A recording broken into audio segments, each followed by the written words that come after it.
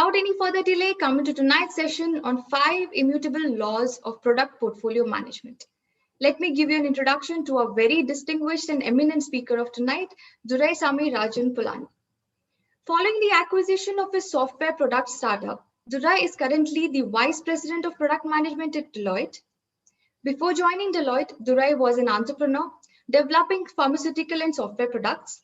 His 20 plus years of career also includes working with companies like Infosys, Cognizant, and Johnson & Johnson in India, UK, Belgium, and USA. Durai holds a master's in software engineering from Birla Institute of Technology and Sciences and a certificate in leading with finance from Harvard Business School online. He's currently pursuing an entrepreneurial edge program at the London School of Business. He has also held certifications such as PMP, Prince 2 Practitioner, and Certified Software Quality Analyst. A very warm welcome to you, Durai. We are absolutely thrilled to have you here with us tonight. Handing the session over to you now. Yeah. Thank you, Shama. Good morning and good evening, folks, depending on wherever you're joining us from. I expect this dialogue to be a great conversation, taking a perspective from product management to product leadership or portfolio management, however you'd like to call it. Shama, are we sharing the slides or am I doing that? Sorry. Please go ahead and share your slides. Okay, sorry about that. You told me a number of times, but I forgot, sorry. No problem. All right, can you, Shama, can you confirm you can hear me okay? You can see the slides, okay? We can hear you okay and see the slides as well, but there is a little bit of a glitch in the voice though. I mean, is it because of the network or? Not sure. Increase, turn up the volume here. Is it getting better? Yeah. Please increase the volume. I think it's only at 41 right now. Yeah. Is it better? Yeah, that's good. Okay, sounds good. All right, good morning and good evening once again, folks. So let me begin with a recent experience. The COVID situation is actually putting us under a lot of mental pressure. We have newer ways of living our life.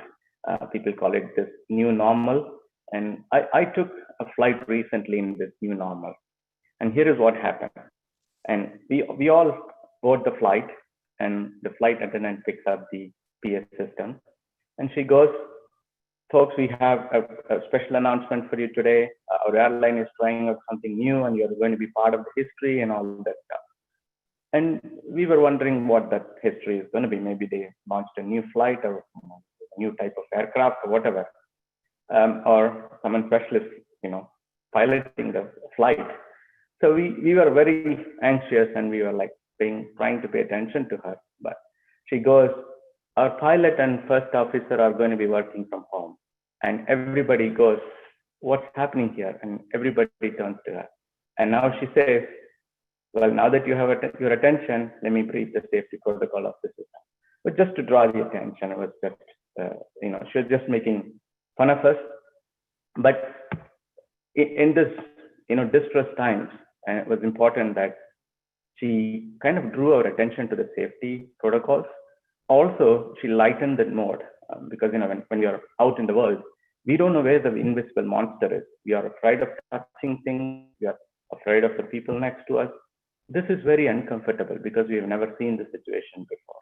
But what she did was, lighten the mood, and we had a good flight. So, at the same time, I would like to advise you that do not fly if you don't have to. Fly if you absolutely have to. It's a panicking experience. Well, that flight safety announcement brings us to another flight safety announcement before we begin this journey, right? The next 1 hour journey. So I have to post this disclaimer. Whatever we are going to talking about in the next 1 hour is a pure reflection of my own personal experience. I'm thankful to the employers, current and past employers, and my entrepreneurial experience for giving me such a wonderful experience to kind of put this together, and I'm here talking to you about my experiences. While I'm thankful to them, none of what I'm going to talk about has anything to do with their employee's position or official policy. So with that out of our way, let me remind you that we are going to be talking about the 5 immutable laws of product portfolio management, right? And when we coined this topic, we said the immutable law sounds like a very serious and very stringent thing, but we could have called this 5 best practices, 5 principles, 5 pillars, however we wanted to coin. It didn't kind of resonate with what we are going to talk about today. And I think these are so fundamental to portfolio management. As you graduate or elevate from product managers to portfolio leaders, I think these are fundamental laws. They are not research like Newton's law or well-written physics laws or electromagnetic theory or whatever, but these laws are founding principles, however you would like to call them, but you will see them apply in your day-to-day life. And as you kind of trying to succeed with your portfolio management skills, these laws will come in handy. That's why we want to call this immutable laws. These are laws that you will encounter. There is no way around these principles. All right, so we got an hour. I think we probably are past 10 minutes. We're hoping to spend 5 minutes on introductions, and Shama did a great job introducing the topic, giving a little bit of background about myself and all that. I'm going to bore you for 1 more minute, just to tell you a little bit more about myself, and then we will quickly get on to the topic. Now, I call myself Duraisamy 4.0 right now because I think the professional journey that has shaped me, that has evolved me as a person that I am today, has had distinct phases. So my 1.0, my first 13 years was with companies like Infosys and Cognizant, trying to do life sciences testing and validation. This is to do with FDA regulations, helping clients with their software products and systems comply with FDA regulations. This does not necessarily include only software systems, but also medical devices and things like that. And then I moved on to the other side of the fence, from being a vendor to becoming a client. I worked for Johnson & Johnson for about 2 years, trying to manage the testing processes and platforms and stuff like that. There were a couple of product management principles that applied here, and I'm going to talk about as we go through. And the next phase really shaped me to what I am today. And the 3 years that I was an entrepreneur, I was myself creating a product for regulatory compliance, it's a culmination of all my 15 years of experience into one product. It's a digital platform that will help our clients do things better. So it was a great experience going through this journey, right? You are suddenly given resources to convert an idea into a product, and every day, this is a challenge and there is opportunities, and it was a great ride. And last 2 years, I've been with Deloitte as the vice president of product management because they acquired the product that they built as an entrepreneur.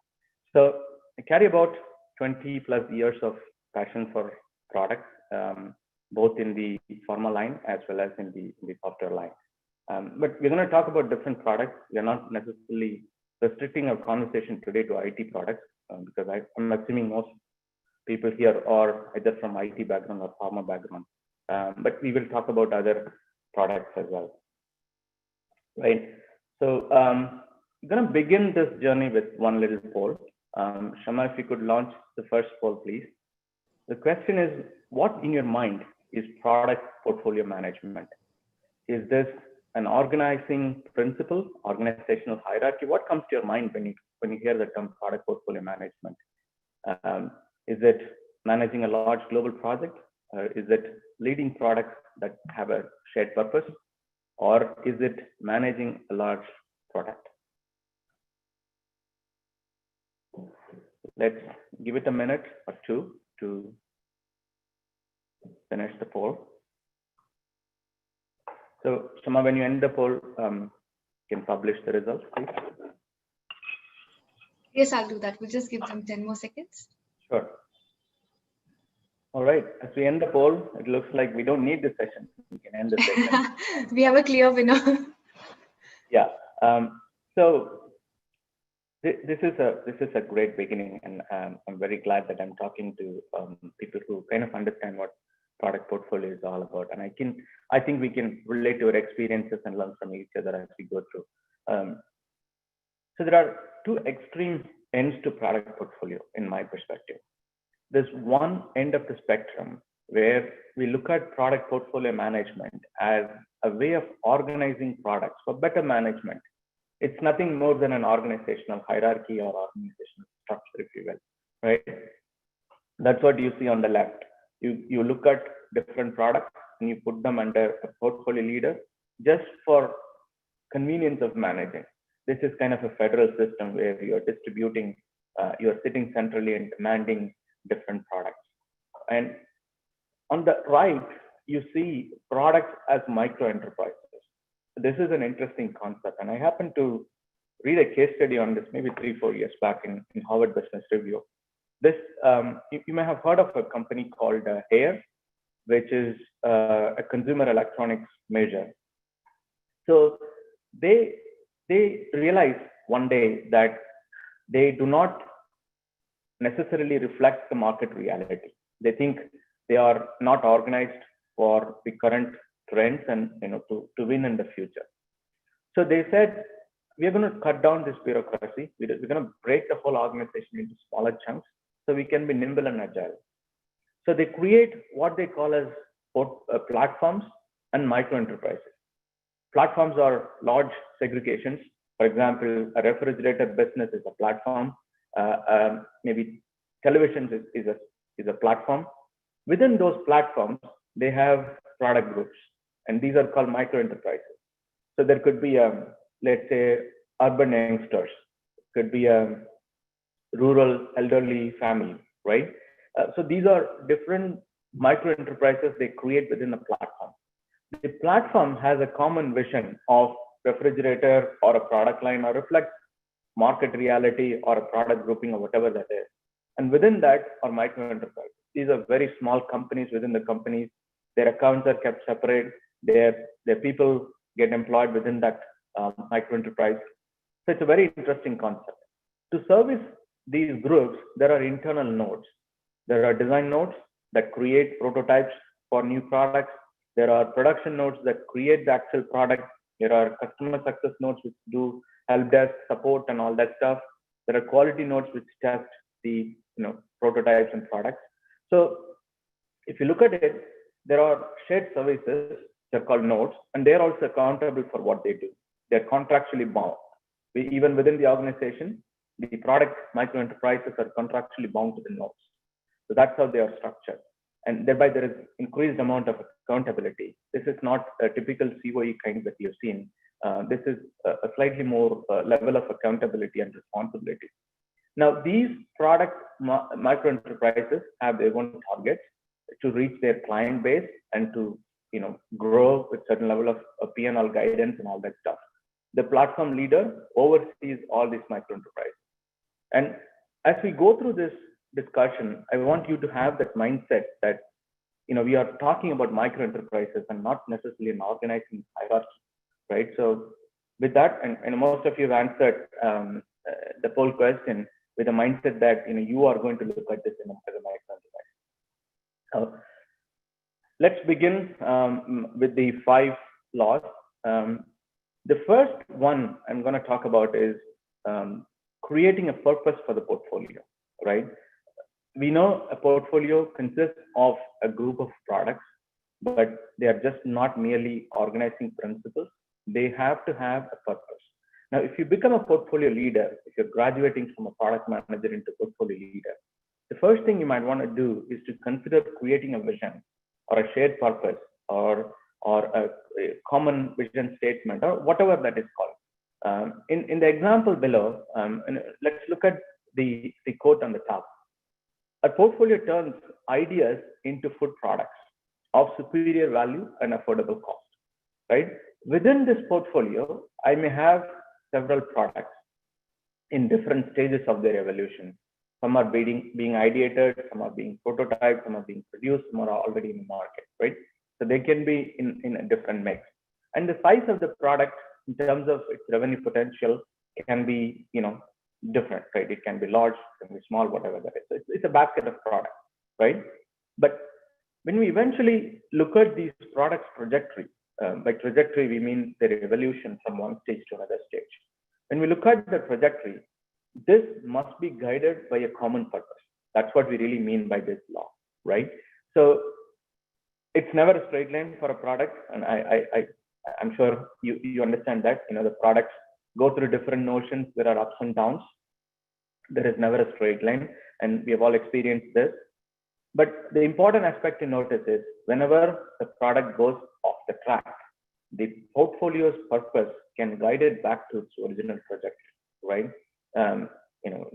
If you're running a space mission, your trajectory has to be naturally linear. Otherwise, you may be landing on Venus instead of Mars, right? But if you're looking at the products that we are managing on a day-to-day basis, or most people are managing on a day-to-day basis, there will be fluctuations from its trajectory when it's evolving from an idea to the market.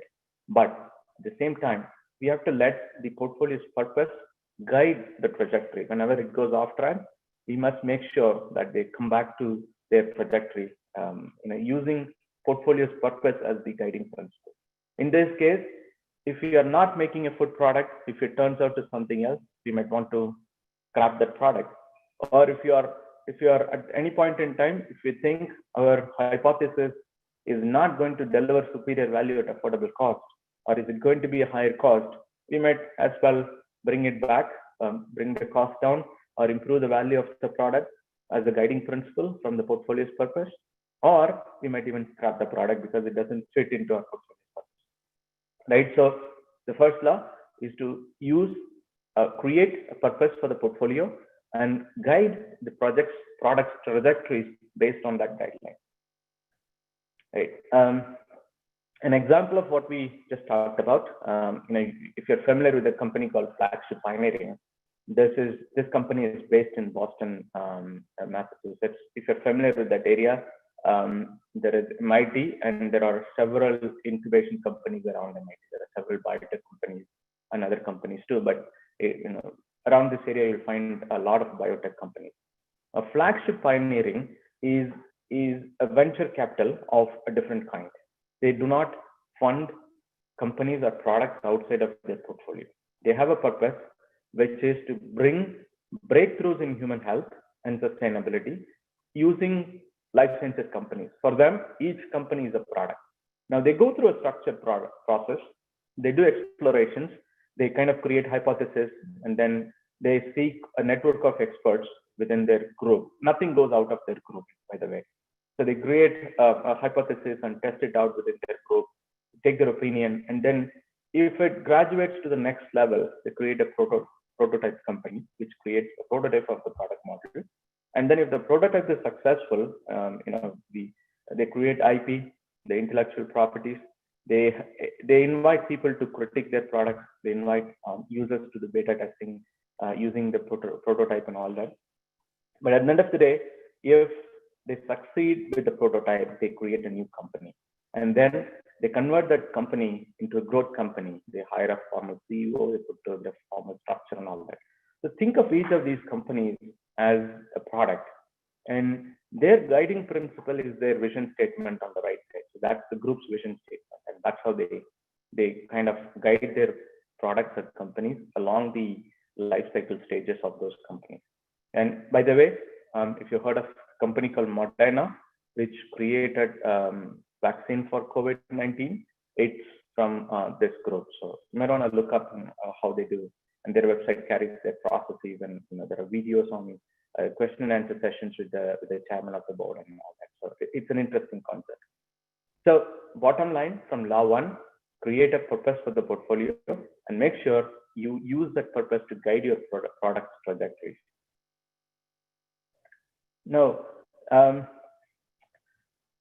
organizations typically have strategies, they have goals, and to achieve those goals, they create strategies. And using those strategies, they create initiatives. And at the end of the day, what do they expect? They don't expect just the strategy to come out.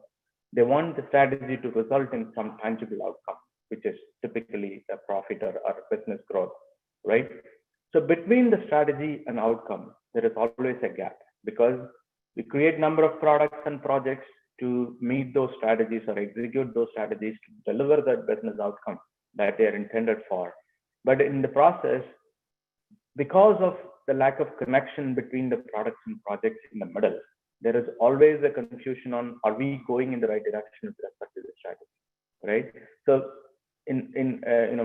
academicians call this strategy result gap.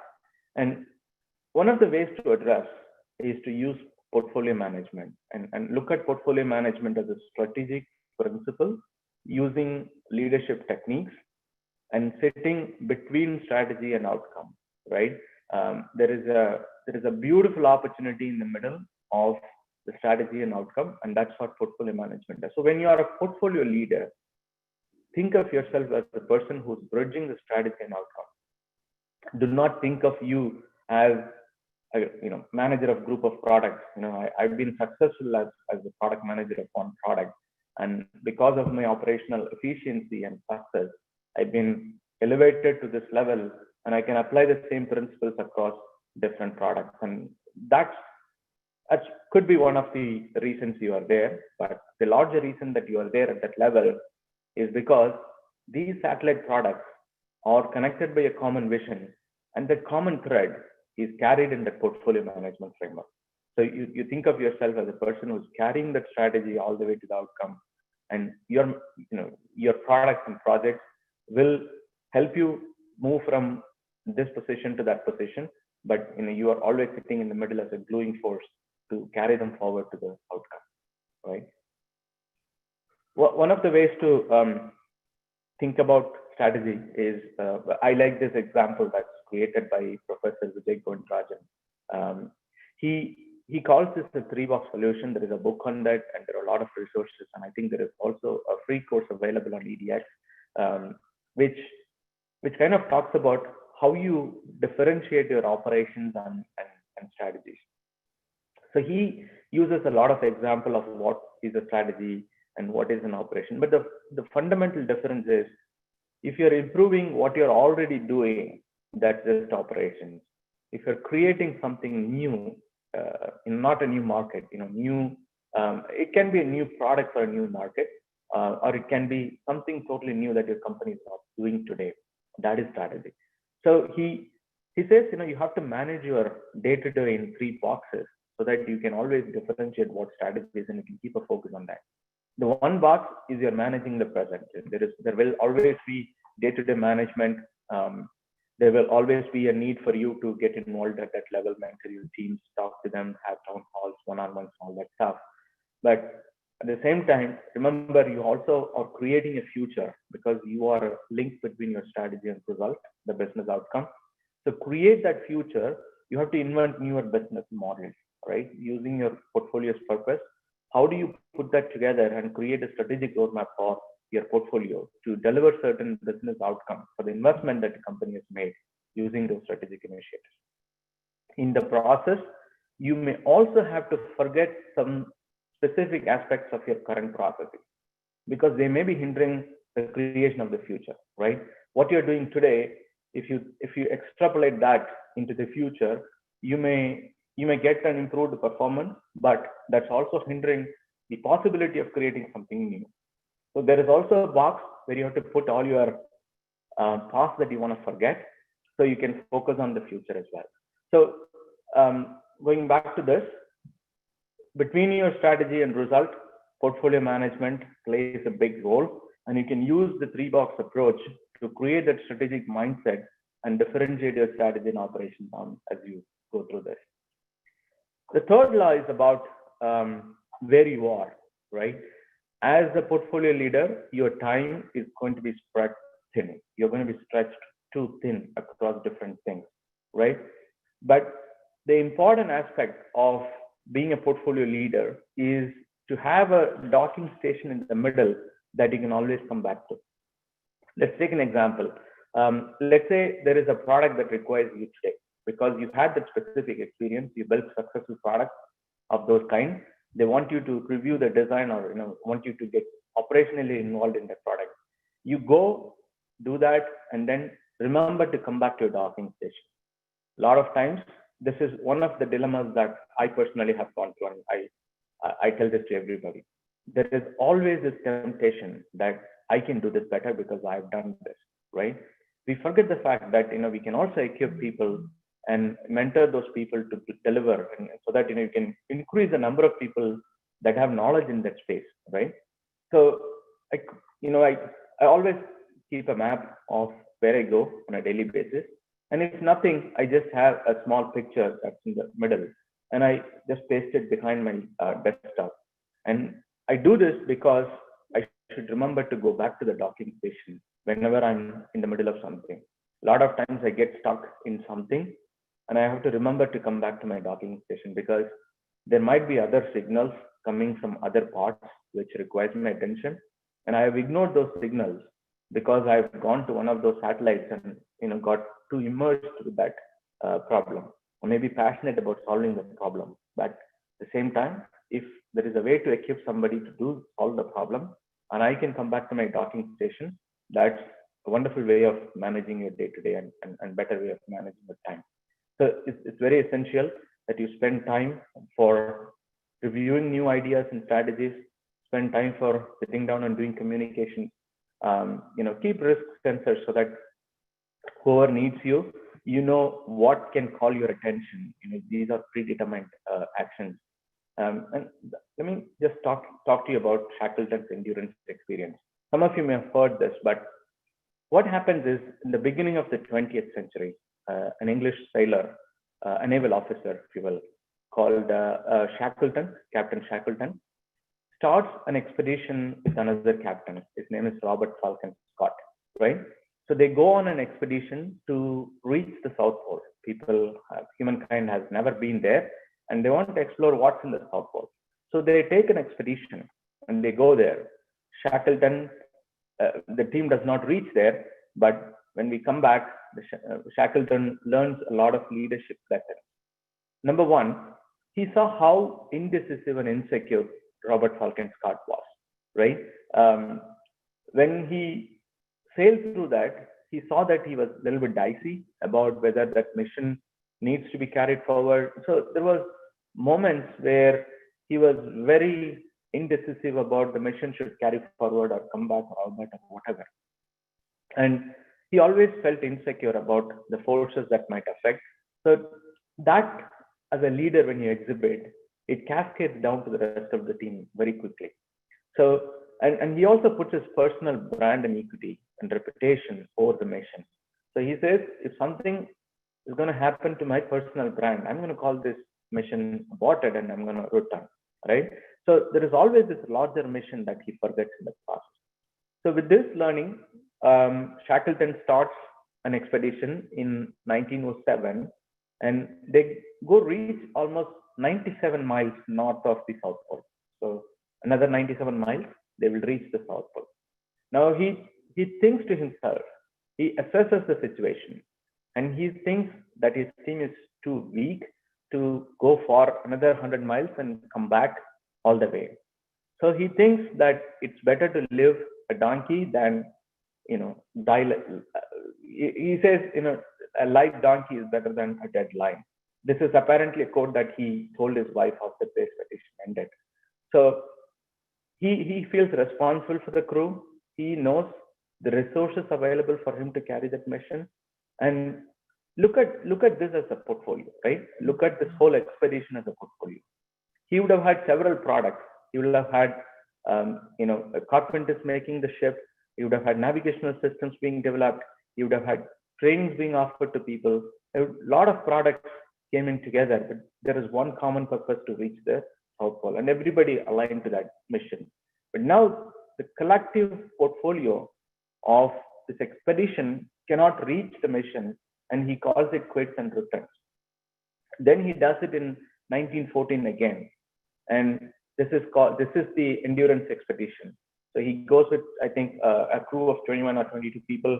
Then he almost reaches there. There is a severe snowstorm. The ship is caught in a sea of ice, and the first thing he does is he does not allow anybody to look outside. What's happening outside? He says, "Let's sit down and play poker." Right? They sit down, they play poker. He calms everybody down, and then he quickly gets into action. He creates shelters right there, and eventually they get to an island where from where they build another open boat, and then they go back to a place where they can get help from. So when they build the boat, there is a carpenter called McNeish, and he has had problems with him all the way. But when he actually puts a team that goes for the rescue mission, he puts him in the front because he respects his skills as a carpenter being essential to that portfolio and being essential to carry that rescue mission. So that's why he puts him in the front. And in contrast to what Robert Falcon Scott did, he actually says that I'm putting this guy first because I need him to complete this mission, and I want to let go of my personal differences, and I'm doing this. So he did not succeed reaching the South Pole, but I think it's a great lesson that we can all learn to become a great portfolio leaders. Let me do a quick time check. I think we are fine. All right. The next law is about resource management, right? We learn resource management with finite resources as product managers and project managers. And what we do is, we have a specific mission for a product, specific specification for a product, if you will, and we align our resources and make the best use of them to creating the product. But remember, as a portfolio leader, the way you look at resources has to be different. You are not creating just one product. You are trying to share a common purpose that will take your organization from point A to point B, right? You are bridging that strategy and result gap. So with that in mind, if you put all your resources and you keep monitoring the resource dial, right? By resource, it could be people, it could be money, it could be facilities, physical office spaces that you use, or it could be tools and technology that you are given at your disposal. But as a portfolio leader, in addition to assigning resources for individual products, you also have a sense of responsibility to manage the product, manage the portfolio strategically. So you have to make sure that there are people assigned to carry out that creating the future box. If you remember, you have to have people creating that future constantly. So the way you look at your resource management goes from just managing a handful of resources to delivering product outcome to maximizing business outcome using the best use of the resources. You utilize the resources in the best possible way. You channel those resources and you channel their energies into right areas so that they accomplish more than what they could have accomplished as products and the individual satellite products. The collective common purpose will help us achieve larger than what these products could have individually achieved, right? So law 4 is about using those finite resources to creating infinite possibilities. As a product manager, you would have created a finite possibility, but as a portfolio leader, your way of looking at the resources is also to create infinite possibilities, right? I use this quite a lot in terms of creating new business models. This is available online, and this is called a business model canvas, and there are books around this. One of the things that we always struggle with is, how do I use my resources? It's nice to hear that I have to use resources in a much broader sense than just using it for a product. But how do I do that, right? One way to look at that is to draw out a business model canvas. This is your portfolio, right? Create those value propositions for your portfolio. Remember that strategy result gap.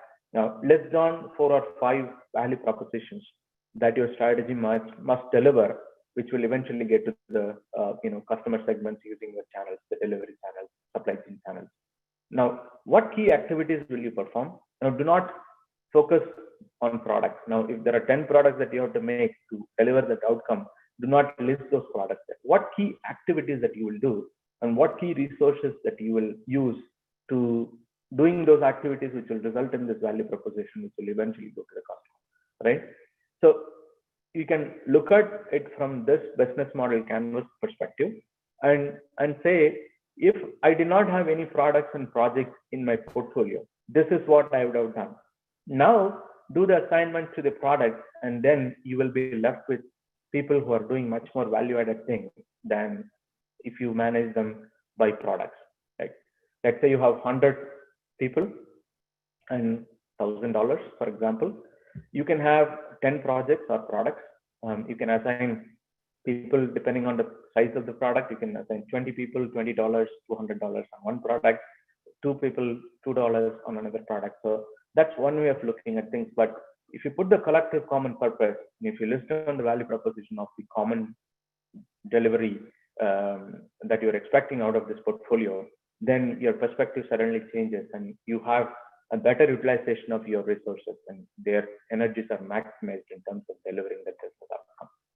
This is just a technique to manage the resources and looking at them differently than how we are all used to as product managers and project managers. Finally, I think you would have heard this a number of times, use communication as the most powerful leadership tool. And there are different communication needs, different points of the portfolio's evolution. When you start a new portfolio, when you are becoming the leader of the new portfolio, the first thing you should do is to create a common purpose, like we said earlier. You communicate that common vision and you motivate people by saying, why is it worth achieving? What is in it for everyone, right? The organization will benefit because it wants to create a value from the resources it has. And finally, it wants to deliver these values to clients and achieve business growth and profitability. Good for the organization. But what is in it for individuals? Remember NASA's first mission to the moon, and remember how they would have motivated the astronauts to taking up that mission, right? There's a lot of personal risk that these astronauts are putting into that mission. But what is the common goal we're achieving? And what is in it for the individuals that are undertaking that mission? That's very important. So as you take up a new portfolio, the first thing is to look at your satellite products and create a common purpose and communicate that, motivate people by saying, why is it important and what is in it for everybody, right? And as you launch, you can create a larger roadmap and give them a sense of the broader road ahead, right? Because individual products will go on to their routine, they'll create their own products and all that. Remember what Boeing did in response to Airbus A380? There were several components to put together in terms of coming up with a product that's equivalent to or better than A380 of Airbus, right? So they created a roadmap. They said, these are the different things that we will be doing. And there are hundreds and hundreds of products that coming to making up that one portfolio called the final new model of Boeing, right? So they created a roadmap. They showed the big picture to everybody, and they showed how the products fit together. Otherwise, when you're finally making that aircraft, you may have disjoint things that's not so nice to have in an airplane, right? So remember, when you create a common purpose, and then when you lay out a roadmap, you have a sense of responsibility to communicate that to your team. And during execution, you may have town halls, you may do crisis communications, you may communicate risks that we anticipate so that you're preparing people mentally to face those risks when they eventually occur. And you constantly, in addition to all of these during the execution, constantly reinforce the purpose, because that purpose will be lost very soon, right? Today, what we hear will be lost tomorrow. So because we are all living in a busy world and highly distracted digital world, to constantly reinforce the purpose and realign people to the mission of that portfolio. And do not forget to celebrate the achievements. When there are new products, there's client success, and when somebody created something that will add value to the portfolio, they may have done something small but create a profound effect on the portfolio. Do not forget to celebrate those achievements, and your communication on that will keep the employees motivated and your team motivated. And finally, show them where the portfolio is headed next, right? As the portfolio nears its mission, there will be a sense of unrest minds saying, where are we headed next? Looks like we have accomplished now. Is the team going to downsize? Is something going to happen to my job? Is something going to happen to what I'm doing on a daily basis? Right? Keep elevating that bar and show them that there is something more to achieve, and we are not done here. So that sense can only be created by the portfolio leader. Individual product managers cannot create that sense because they are operating in a smaller space. As a portfolio leader, you are sitting in a vantage point from where you can look at the big picture and tell them that your product is going here next. So you constantly communicating with the team and showing them the roadmap and giving them the sense of purpose to come to work on a daily basis. So the communications differ in their purpose, but at the beginning of your portfolio management, you define what future is, you show them a picture of the future, and you clarify what action is expected out of individuals so they are prepared to deliver that outcome. And then during the execution, you reassure that this is our purpose, this is where we're going, and you constantly build the trust. And finally, do not forget to raise the bar so that we are keeping the spirits high of the team. I tend to use this little communication matrix. This is not a fully developed, but I just wanted to show an example of what a communication matrix could look like. So as you can see, I tend to put what the communication need is and what is the objective of the communication so that I can structure the communication to deliver that objective. And then I kind of predetermine what the distribution channel is going to be. Is it going to be via email or a presentation or a one-on-one open conversation, whatever that is. And what is the timing or a trigger? What trigger can initiate that communication item? And what is the target day for that particular communication? And finally, I have who am I reaching out to so that I can address to those communities appropriately using the right words and using the right choice of phrases or whatever it is, so that they understand. That's a very important aspect of communication, right? You have to make them understand what you're saying. And finally, who's responsible for that communication? Sometimes I maintain this, but somebody else is responsible for that, right? So let's do a quick recap. The first zeroth law is to look at portfolio management as a strategic role and not merely grouping products and managing products and offering your product management skills to individual products. That's not where the product leadership or portfolio leadership ends. It's more strategic, it's more value driven, it's more business outcome driven. The 5 laws we went through: create a portfolio's purpose and make it guide the rest of the product trajectories, so they're always on the line to achieving the portfolio's purpose. The second, remember, portfolio management addresses the strategy result gap. This reminder will help us be strategic and not operational all times. Sometimes we may have to be operational, but it ties to the business strategy, and hence we take that elevated role. And remember to know where you are, and always remember there is a docking station to go back to. Whatever you do on a daily basis, remember to come back to the docking station. And number 4 is you have finite resources, like how you had as a product manager, but these finite resources can create infinite possibilities if you channel their energies properly, right? And because you are in that vantage point, you can actually channel their energies in the right areas and create much more than what the individual products could have achieved.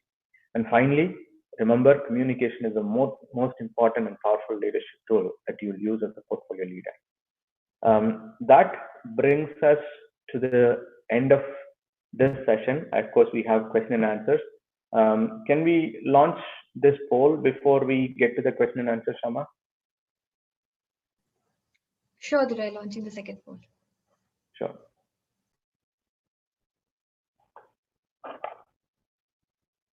So you heard a number of things. So the idea of this poll is to understand what you will prioritize next. So you'll realize that this is nothing but what we just talked about. Whether you will create a shared purpose for your portfolio, or you will create 3 boxes to strategically align your portfolio, or you'll create a communication matrix, or you will create a kind of a navigational system and a docking station to come back to. All right. Of course, there is no right answer. It's just to get a sense of what people think from this session. Awesome. I think a lot of you would like to create a shared context for your portfolio. So that's wonderful to hear. Like I said, there is no right answer to this. Where you start does not matter. As long as you remember these 5 immutable laws as the founding principle for your portfolio leadership, you'll be successful. So I wish you all success and thank you for your time today. We'll run to the question and answer session. The session doesn't end here. Let's quickly run to the Q&A section. Shama, do we have any questions? Yes, let me just check. Give me a minute. Let me share my screen, Durai. Okay.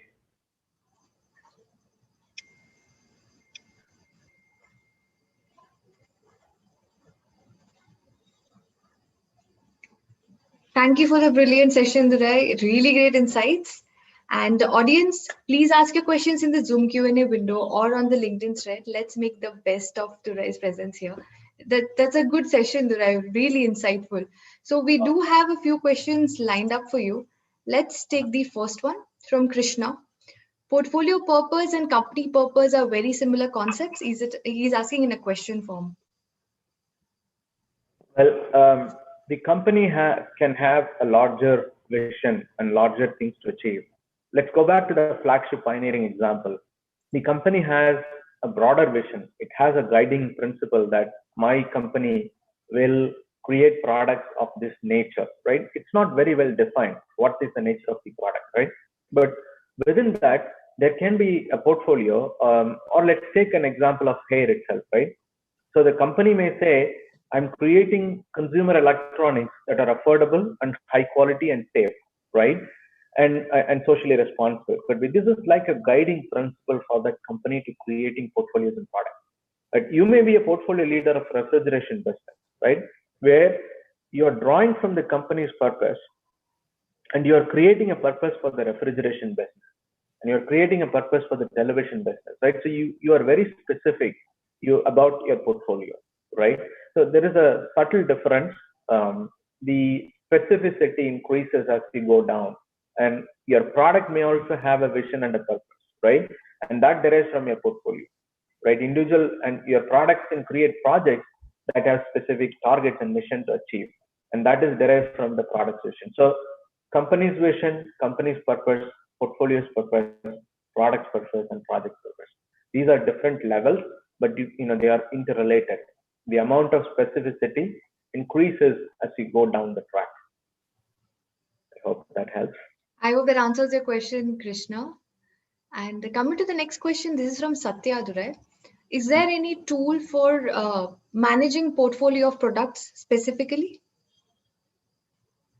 Well, there are a billion tools available in the market, and I'm not going to suggest one tool or the other, but my piece of advice on that is to create what you need out of your portfolio management, right? It can be like 10 requirements or 15 items that you want to do within your portfolio management, and look at the tools available and see what best suits you.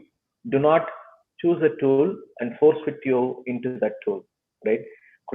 Understand what you need and then choose a tool. Like I said, there are many tools available. The answer to that question is yes, there are tools available, but I'm not going to suggest one tool or the other because they are different in their own ways. How they look at portfolio management is different. Some tools draw the portfolio management principle from the finance world, where they manage the investments as a portfolio, and some tools draw inspiration from some other areas, and then the way they are designed is different.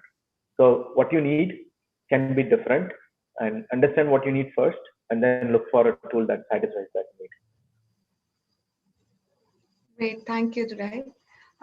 So Satya, there goes your answer. So the next question is from Mashuk. What things to be taken care of while building a product or making it market fit? Can you repeat that question, Shama? I didn't hear the last part of it. So he asks us, what things to be taken care of while building a product or making it market fit? Well, I guess you're talking about the go-to-market strategy that defines the value proposition for the product. there are a number of aspects that you look at. These are called perspectives. So you put the product in the center, and then you look at it from different dimensions, right? You look at it from the end clients. How will they see the product? And the clients can be different personas, right? That can be an elderly person trying to access your product. There can be an younger person trying to access your product. And how will they access the product differently, right? So that kind of shapes the product in a way that makes it fit for that particular consumer segment, if you will. The other lens through which you can see the product's fitment is to look at it from a cultural aspect of that market. If you're developing a product for, let's say, an African market, what products are they familiar with? What are the cultural traits that you can look at to designing your product? And other way to look at is what familiarity people have with respect to this product. So what are the other similar products?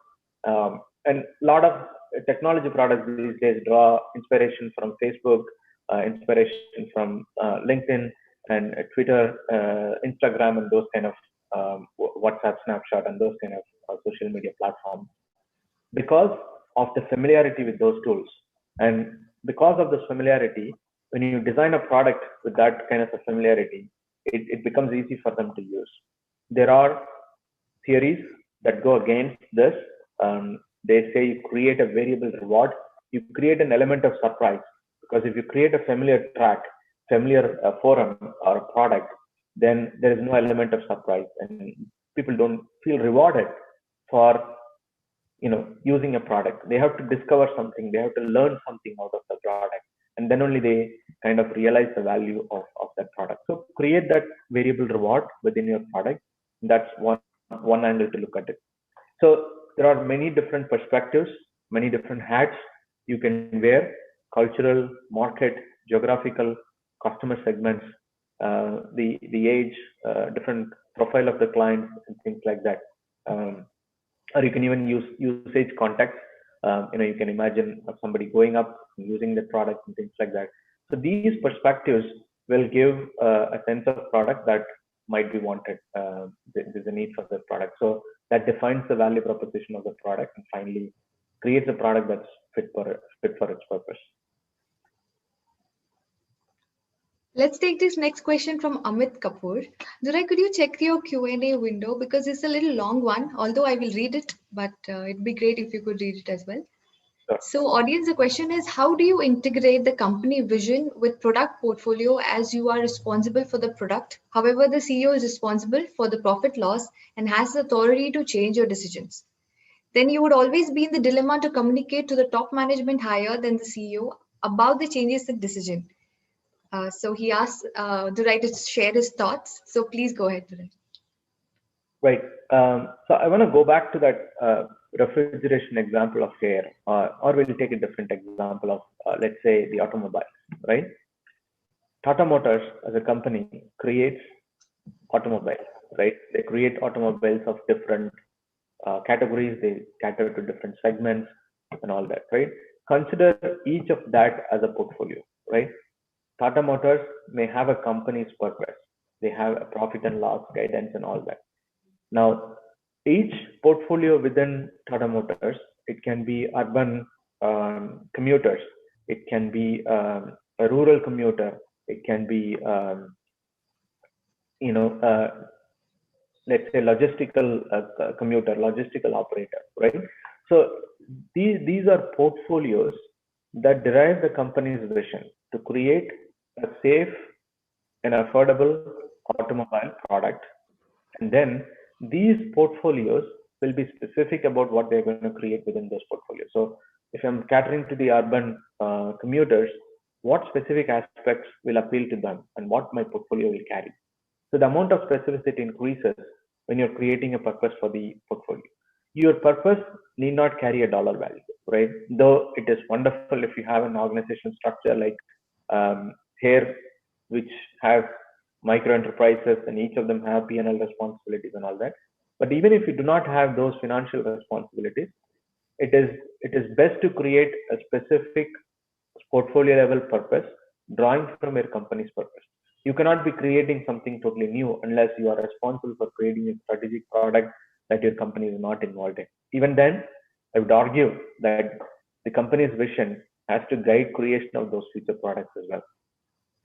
I know the question is broader, but in the interest of time, I hope that answers. But Amit, I'm always happy to interact with you on LinkedIn or wherever you find me. Duray, let's take this next question from Dheeraj Shetty. He's a LinkedIn viewer. So he asks you, purpose seems to have a critical role in a product portfolio. How do we know we have a good purpose at hand, which is neither broad nor limiting, serves us good for a long haul, irrespective of change in technology, landscape, or constraints? I'm assuming the question is about creating a resilient portfolio that is future proof. Um, I hope I'm not making a mistake with that question. I wish we could interact and confirm that this is my understanding is right. But I'm going to answer from the perspective that you're asking how to create a portfolio that is resilient and future proof, right? This is again looking at it from different lenses. What is today is not tomorrow, right? And we keep these changes, constantly. We keep witnessing these changes on a day-to-day basis. Um, it is a challenging and daunting task to create something that will be future proof, and there is no guarantee that what you think is future proof today will be a challenge tomorrow, right? So things change, but the best way to look at is to look at the historical trend of how things have shaped. Not going all the way back to human evolution, but at least last 50 years. What are the events that have shaped the market, that have shaped people's minds and consumer behavior and human factors and things like that? So take maybe blocks of 10 years or 15 years and look at what substantial transformation has happened in those 15 years. This is not going to be representative of the next 15 years, but at least you have a sense of the pace of acceleration, if you will. For example, the first 10 years, the progress was slow in this particular area, and then the next 10 years, it was much more accelerated. So you can expect the change to happen in a much more accelerated way, and you can assume that dramatic things will happen. But at the end of the day, it is a guessing game, but with some intelligent inputs, with reliable data of the historical trend, we can foreseeably project what the future is going to look like. Sure. It is a challenge, and that's why we are leaders. Right. So, Duray, in view of time constraints, I'm going to take this next question from Yash, and it's going to be the last one. So Okay. he asked, yeah, so it's in the Q&A window as well. So you may be able to motivate team members for a product or company that you're passionate for, but broadly, how do you unite everyone to have the vision required? Skills other than communication, engagement, etc. Right. So that's why you are creating the purpose in the first place, right? You are creating a purpose so that people can align their stars to that purpose. Otherwise, given an option, they would just do what they want to do on a daily basis. You are showing them something bigger, right? We may not be leading a mission to Mars, right, which is much more exciting. But at the end of the day, we can always derive something out of our portfolio that's going to transform people's lives, for example, that has a larger social implication, that's going to change the way people live, that's going to improve certain conditions, medical conditions, for example. It's going to improve how people communicate. So always put the usage context in mind and see what it will result in for your end customers. And that will give a broader sense of purpose, which will motivate people to achieving that. We can say you are delivering this product, or you can say you're going to impact our clients this way. You're going to make their lives better, right? So there is a difference in how we say it. Always to put that usage context on how this will impact the society, how it impact the human beings, how it will impact the life on the planet, how it will create a future that will elevate their enthusiasm, and that will align them to motivate them to delivering what you're asking them to do. Then they're saying you're creating this product, you're creating something bigger, you're creating an impact, and this product is going to play a role in that. So that's how we kind of motivate people. All right then, audience, thank you for the interaction. It's been amazing, and the questions were definitely really good, and we love the interaction and enthusiasm from the audience's side. Moving on to the next part of the session. Today you have to stop sharing the screen. I'm sorry. Oh, I'm stop sharing. I'll just declare the winner, and then we can share your screen. No, I'm done. Okay. So for the next part and the final part of the session, we have a champion of curiosity. That's what we call him. So Durai will need your help here to pick the best question so that we can reward the attendees with a free digital course from IPL side. Okay. So some of the questions are in answered section already. So if you could, okay. And there is one question from LinkedIn as well that we took. Okay. I'm going to go with the question from, I think, two people asked the same question, but I think Amit Kapoor elaborated the question really well. So I'm going to go with the question that Amit Kapoor asked, and unfair to others, I understand, but I think all are good questions. But I think this was relevant to the session, and I think this also broadened the perspective of this conversation. So with that, for those reasons, I'm going to go with Amit Kapoor's question. All right, then, great.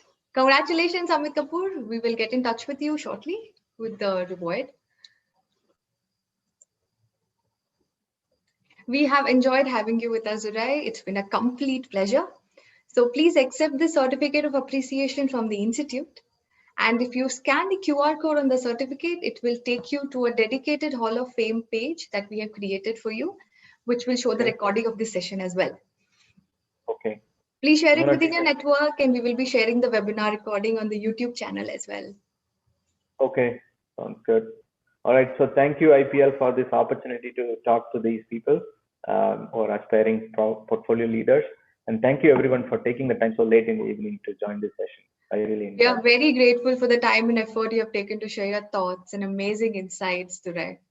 So, and I'm certain that our audience will definitely benefit from the methods you suggested. And thank you once again for joining us. Thank you so much. And audience, thank you for joining in. It was great interacting with you all.